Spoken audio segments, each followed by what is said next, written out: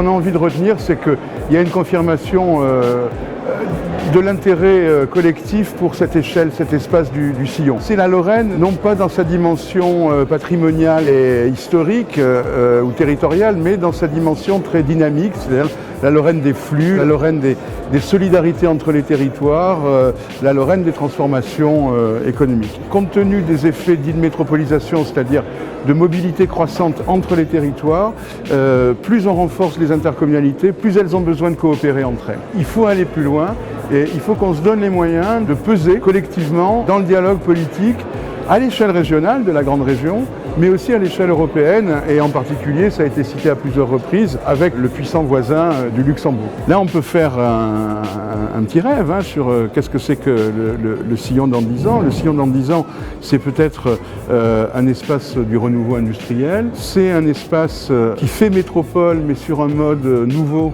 qui n'est pas la métropole compacte avec une ville qui domine, mais un espace métropolitain solidaire. On peut tout à fait imaginer un espace assez transformé dans les 10 prochaines années. Le Sillon, c'est à la fois un espace, mais c'est aussi quand même des hommes et une structure professionnelle qui travaillent ensemble, qui est là pour faire l'animation de tout ça. Je crois que c'est important de dire que ce n'est pas simplement un club de collectivités locales, ça a été dit, c'est aussi une société en constitution, je dirais, le Sillon. Et puis, d'une manière ou d'une autre, donner à voir au public, pas forcément l'institution Sillon, parce que ça, c'est peut-être un élément un peu technique. Par contre, l'espace Sillon, oui, donner le sentiment d'appartenance et l'envie, comme je disais tout à l'heure, de construire un bout de parcours de vie dans cet espace-là.